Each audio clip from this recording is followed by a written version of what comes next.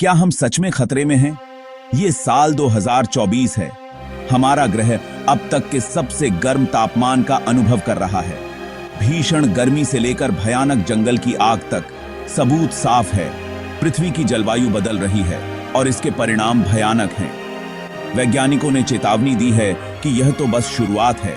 अगर हमने अभी कदम नहीं उठाए तो ये एक्सट्रीम वेदर इवेंट्स और ज्यादा बार और तेज होंगे। हमारे ग्रह का भविष्य अधर में लटका हुआ है। अब लापरवाह होने का समय नहीं है। हमें इस वैश्विक संकट के पीछे के विज्ञान को समझना चाहिए और इसके विनाशकारी प्रभावों को कम करने के लिए तुरंत कार्रवाई करनी चाहिए। वीडियो में आगे बढ़ने से पहले अगर चैनल को सब्सक्राइब नहीं किए तो चैनल को सब्सक्राइब कर लीजिए और सपोर्ट के लिए एक लाइक जरूर करें। ग्लोबल वार्मिंग का मतलब है पृथ्वी के एवरेज टेम्परेचर का लगातार बढ़ना। यह वार्मिंग ट्रेंड मुख्य रूप से ह्यूमन एक्टिविटीज की वजह से है, खासकर कोल, ऑयल और गैस जैसे फॉसिल फ्यूल्स को जलाने से। इन एक्टिविटीज से एटमॉस्फेयर में ग्रीन हाउस गैसेस निकलती हैं, जो गर्मी को ट्रैप कर लेती हैं और प्लैनेट को गर्म कर देती हैं। कल्पना कीजिए कि पृथ्वी एक मोटे कंबल में लिपटी हुई है, जिससे गर्मी एस्केप नहीं हो पा रही है। यही ग्रीन हाउस इफेक्ट है। इस अननेचुरल वार्मिंग के दूरगामी परिणाम हैं, जो हमारे वेदर पैटर्न्स, इकोसिस्टम्स और ओवरऑल वेलबीइंग को प्रभावित करते हैं। यह एक वैश्विक संकट है जिस पर तुरंत ध्यान देने और कार्रवाई करने की जरूरत है। ग्रीन हाउस इफेक्ट एक प्राकृतिक प्रक्रिया है जो पृथ्वी के तापमान को नियंत्रित करती है।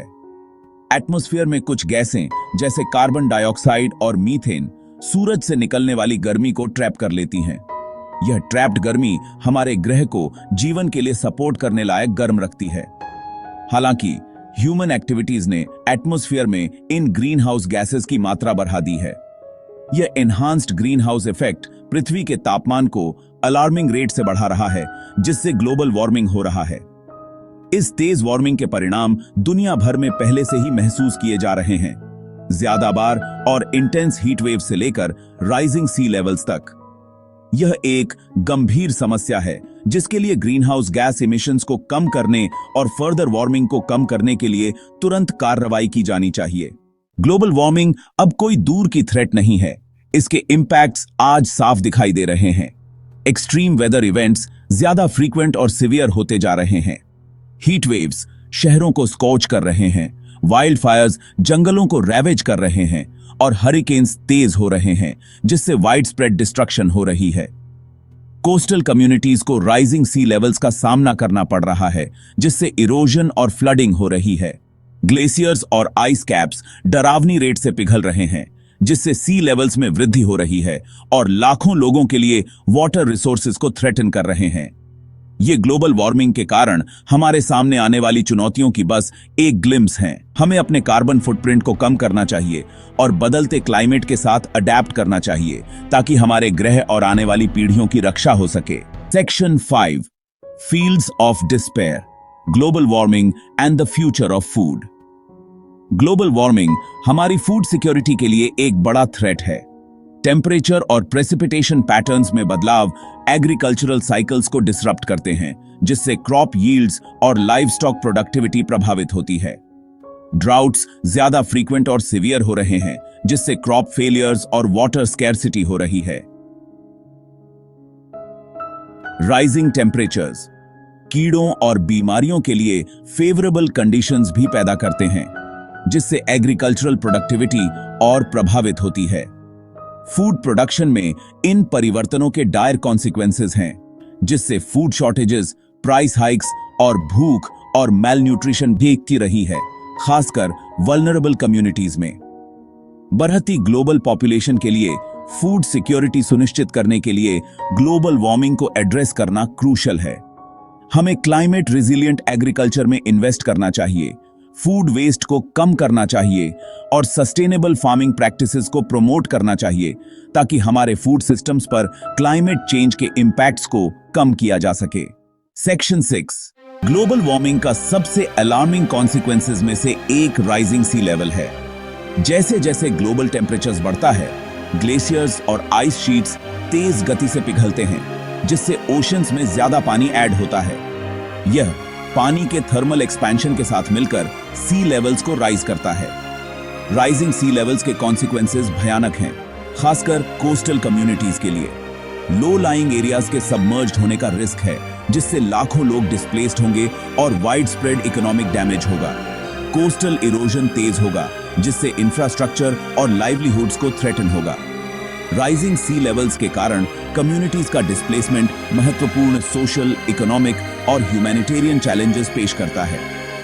हमें ग्रीन हाउस गैस इमिशंस को कम करने और फर्दर वार्मिंग को कम करने के लिए अर्जेंटली कार्रवाई करनी चाहिए। साथ ही वल्नरेबल कोस्टल पॉपुलेशंस की प्रोटेक्ट करने के लिए एडेप्टेशन मेजर्स में भी इन्वेस्ट करना चाहिए। Section 7 silent extinction, the loss of biodiversity. Global warming डरावनी रेट से बायोडाइवर्सिटी के नुकसान को एक्सेलरेट कर रहा है। जैसे जैसे टेम्परेचर्स बढ़ता है और इकोसिस्टम्स बदलते हैं, कई स्पीसीज को अडेप्ट करने के लिए स्ट्रगल करना पड़ता है, जिससे पॉपुलेशन डिक्लाइंस और एक्सटिंक्शंस होते हैं। उदाहरण के लिए कोरल रीफ्स टेम्परेचर चेंजेस के प्रति हाईली सेंसिटिव होते हैं और वाइड स्प्रेड ब्लीचिंग और डेथ का अनुभव कर रहे हैं। बायोडाइवर्सिटी के नुकसान के दूरगामी परिणाम हैं।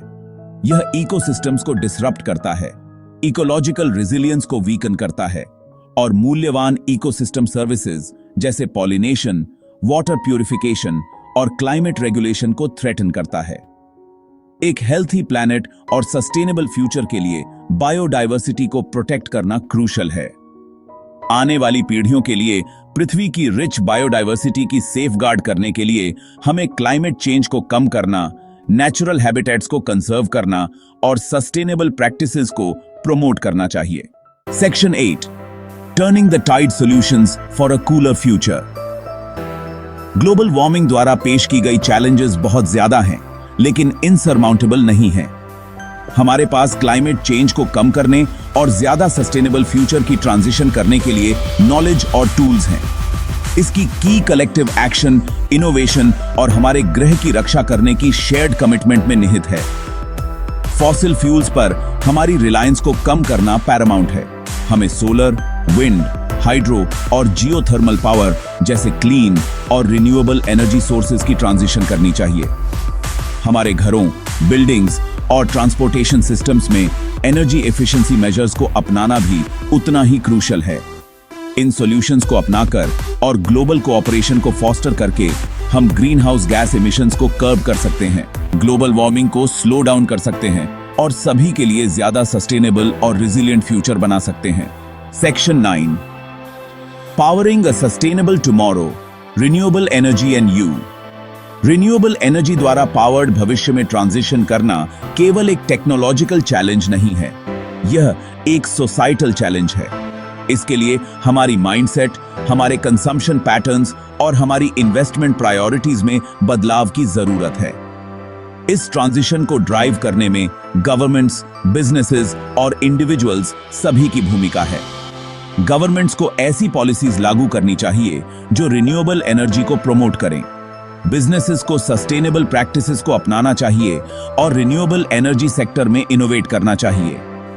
इंडिविजुअल्स के रूप में हम अपने कार्बन फुटप्रिंट को कम करने के लिए कॉन्शियस चॉइसेस कर सकते हैं। हम एनर्जी एफिशिएंट अप्लायंसेस का ऑप्ट कर सकते हैं और सस्टेनेबल कंजम्पशन हैबिट्स अपना सकते हैं। Section 10 our climate, our responsibility. पृथ्वी की क्लाइमेट बदल रही है और इसके कॉन्सिक्वेंसेस वास्तविक हैं। एक्सट्रीम वेदर इवेंट से लेकर राइजिंग सी लेवल्स और बायोडाइवर्सिटी के नुकसान तक ग्लोबल वार्मिंग के इंपैक्ट्स दुनिया भर में महसूस किए जा रहे हैं। साइंस साफ है, ह्यूमन एक्टिविटीज इस क्राइसिस का प्राइमरी ड्राइवर हैं। हमारे ग्रह का भविष्य आज हमारे एक्शंस पर निर्भर करता है। हमें ग्रीन हाउस गैस इमिशंस को कम करने, क्लीन एनर्जी सोर्सेज की ट्रांजिशन और सस्टेनेबल प्रैक्टिसेस को अपनाने के लिए अर्जेंटली कार्रवाई करनी चाहिए। यह केवल एक एनवायरमेंटल इशू नहीं है, यह सोशल जस्टिस, इकोनॉमिक स्टेबिलिटी और इंटरजेनरेशनल इक्विटी का मामला है। हमें याद रखना चाहिए कि हम यह ग्रह अपने एंसेस्टर्स से इनहेरिट नहीं करते हैं, बल्कि अपने बच्चों से उधार लेते हैं। आइए हम अपने ग्रह की रक्षा करने और आने वाली पीढ़ियों के लिए एक सस्टेनेबल फ्यूचर बनाने के लिए जरूरी अर्जेंसी और डिटर्मिनेशन के साथ एक्ट करें। पूरा वीडियो देखने के लिए धन्यवाद। और दिल से एक कमेंट जरूर करें।